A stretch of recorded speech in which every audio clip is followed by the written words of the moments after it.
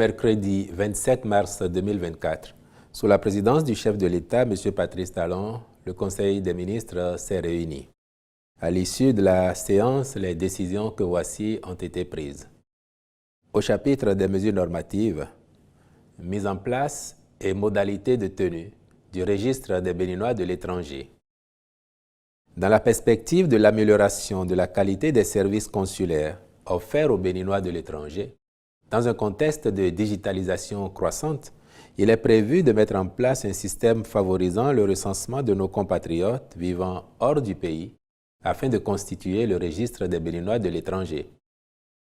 Ce dispositif est en parfaite cohérence avec la loi numéro 2017-08 du 19 juin 2017 portant identification des personnes physiques en République du Bénin qui prévoit, en son article 4, que, citation, un numéro personnel d'identification NPI est attribué à toute personne physique de nationalité béninoise inscrite sur un registre tenu dans une mission diplomatique ou un poste consulaire béninois à l'étranger. Fin de citation.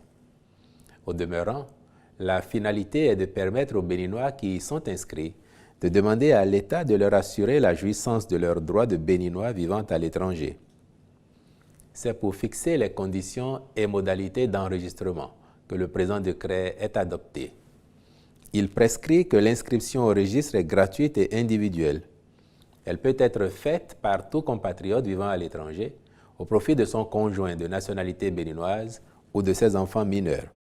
Elle est obligatoire pour bénéficier de la protection consulaire et des services délivrés par le réseau diplomatique et consulaire du Bénin. Autrement dit, le registre sert de base pour l'émission des cartes consulaires et de tous autres documents administratifs au profit des Béninois de l'étranger par les représentations diplomatiques et consulaires.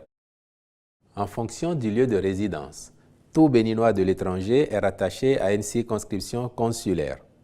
Les données personnelles sont collectées et traitées dans les conditions prévues par les textes en vigueur. À terme, l'opération permettra de créer les conditions d'une meilleure contribution de la diaspora aux efforts de développement du pays. Au titre d'autres mesures normatives, ont été adoptés les décrets portant attribution, organisation et fonctionnement de la Commission nationale permanente de la francophonie, approbation du plan national de contingence de la République du Bénin et celui fixant le cadre général de gestion des investissements publics. Au chapitre des communications, compte rendu du retrait de la licence d'exploitation de l'auberge de Grand Popo et ses annexes.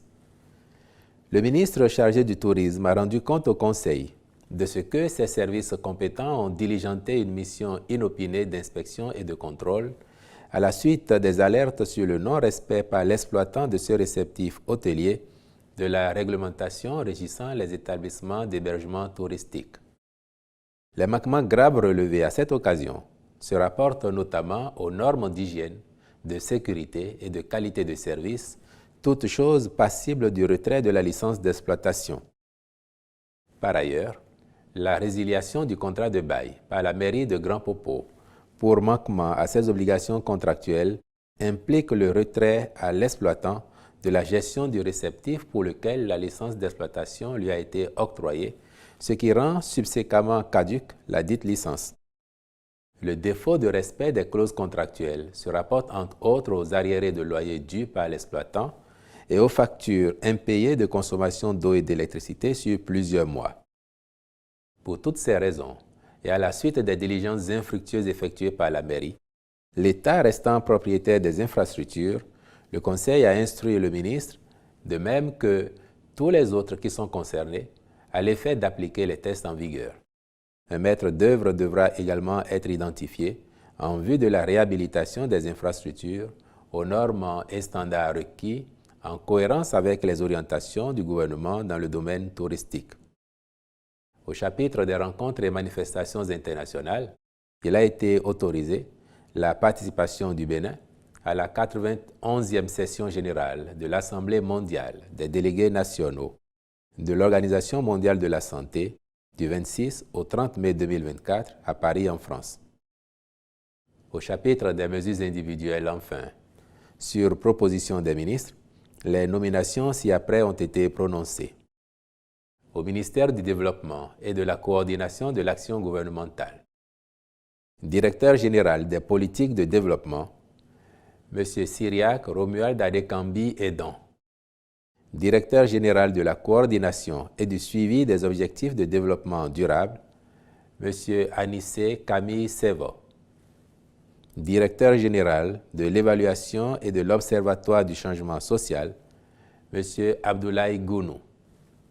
Directeur général adjoint des politiques de développement, M. Komlanvi Romaric Armel Sofonou. Directrice générale adjointe de la coordination et du suivi des objectifs de développement durable, Mme Gloria Peace Dekouhwe Gidibi, épouse Balogu.